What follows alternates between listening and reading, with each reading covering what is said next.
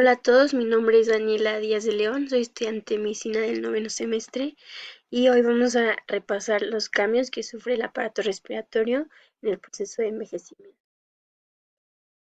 Bueno, para empezar, es un tema muy amplio y traté de resumirlo lo más posible para fines del examen. Y bueno, hay que tomar en cuenta que va a haber en un paciente geriátrico alteración de los mediadores inflamatorios y de protección humoral. Acuérdense que la protección humoral son todos esos mecanismos de defensa contra microorganismos extracelulares y sus toxinas. Entonces, cuando está alterado esto, va a generar que se propaguen todos los microorganismos que se encuentran en las vías respiratorias o que los que lleguen a colonizar, a generar una infección, tengan éxito. Va a haber trastornos de la distensibilidad pulmonar y torácica. Estas dos, alteración de los mediadores y la protección humoral, junto con los trastornos de la distensibilidad, van a provocar una obstrucción de las vías aéreas y van a provocar una inflamación de las vías aéreas y esto va a disminuir la función ventilatoria. Los volúmenes pulmonares también se van a ver afectados. Hay que recordar que los volúmenes pulmonares se dan por un equilibrio entre fuerzas elásticas que tiran hacia adentro la caja torácica y las fuerzas de la pared torácica y los músculos respiratorios que tiran hacia abajo. Entonces, cuando se alteran todos estos procesos, va a generar un cambio en los volúmenes pulmonares y el que se ve más afectado es el volumen residual, que va a aumentar un 20%. Si lo vemos en esta imagen de una espirometría en un anciano, el volumen residual está aumentado un 20% a comparación de la espirometría en un paciente joven. Y la fracción de, perdón, y el volumen expiratorio forzado en un segundo va a disminuir de 0,2 a 0,3 litros por década. Entonces, lo que básicamente está pasando es que el pulmón va perdiendo la capacidad de mantener el aire dentro de ellos. Y esto también se asocia con una disminución gradual de la presión arterial de oxígeno que va a condicionar que el paciente tenga hipoxemia. Entonces, que tenga menos oxígeno y esto va a generar que la sangre tenga menos oxígeno para llevar a los tejidos, entonces los pacientes por eso tienen algunos síntomas. También va a haber debilitamiento de la fuerza muscular, mayor rigidez de la pared torácica, pérdida de retracción pulmonar elástica, dada por cambios en el colágeno y elastina, que se da por un incremento del volumen residual al 20%, ya lo habíamos visto, y reducción de la superficie alveolar. Hay una menor distensibilidad de la caja torácica porque disminuye un tercio entre los 30 y los 75 años y así va pasando. Hay una calcificación de articulaciones costovertebrales y costoesternales que van a acentuar más eh, esta menor distensibilidad torácica. Esto obviamente va a generar que todas las secreciones en vías aéreas no se movilicen como deberían y ahorita vamos a ver un poco más de eso.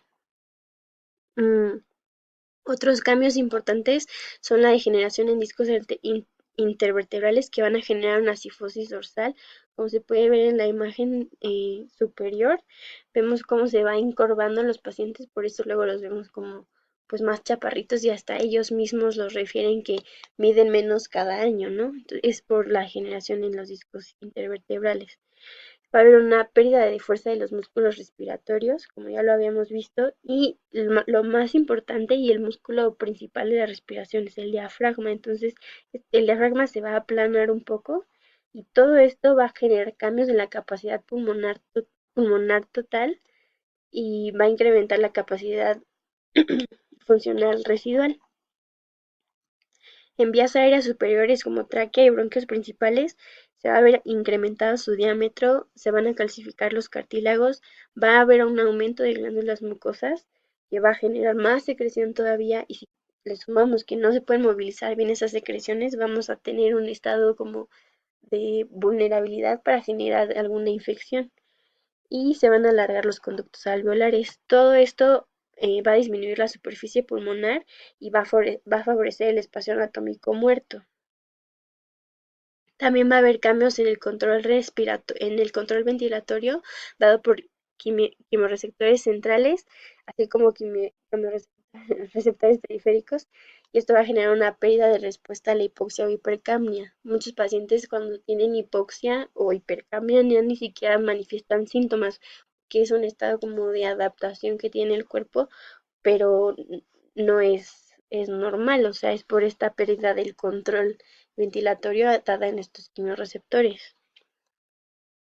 Y bueno, en general, los cambios pulmonares en el proceso del envejecimiento van a tener alteraciones anatómicas y funcionales. Anatómicas va a haber una disminución de volumen y peso de pulmón, una dilatación alveolar, adelgazamiento de tabiques interalveolares, reducción capilar, rigidez de tejido conjuntivo y paredes bronquiales, así como de los músculos que ya habíamos visto, debilidad muscular en diafragma y músculos accesorios de la respiración.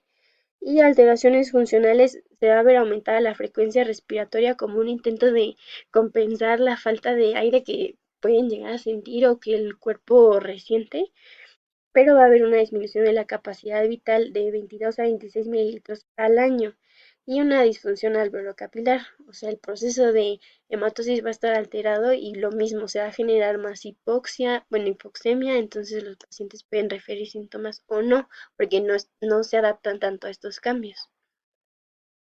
Los mecanismos de limpieza están en relación inversa entre la edad y el ritmo del transporte mucociliar. ¿Qué quiere decir esto? Que entre mayor edad tenga el paciente, menos movimiento mucociliar van a tener sus vías. Entonces esto va a facilitar la multiplicación bacteriana y que aparezcan infecciones medias y bajas de las vías respiratorias.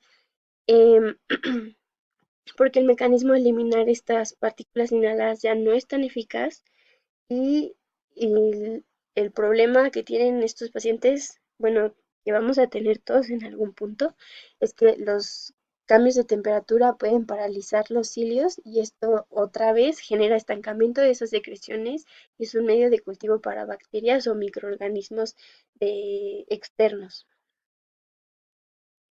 Va a haber un reflejo toxígeno poco eficaz que favorece la propensión de neumonía asociado a todo lo que ya mencionamos, que hay rigidez de la caja torácica, que el movimiento mucociliar va a disminuir. Este es también por esto. La tos, pues es un mecanismo de limpieza normal de las vías respiratorias, pero va a verse afectado porque la caja torácica ya no tiene la fuerza para hacer el reflejo. Y pues bueno, el reflejo de oxígeno, aparte de ser un mecanismo de limpieza, también es un mecanismo de defensa en situaciones de disfagia y deterioro de movilidad esofágica. En general, este es el tema de envejecimiento de las vías respiratorias y sí es muy importante tenerlo en cuenta porque los pacientes van a estar propensos a más enfermedades, entonces hay que conocer los cambios que tienen nuestros pacientes por si, porque como vimos, si tienen taquipnea, no necesariamente tiene que ser por alguna patología asociada, solamente es un cambio adaptativo del proceso de envejecimiento y hay que tenerlo en cuenta. Gracias, éxito.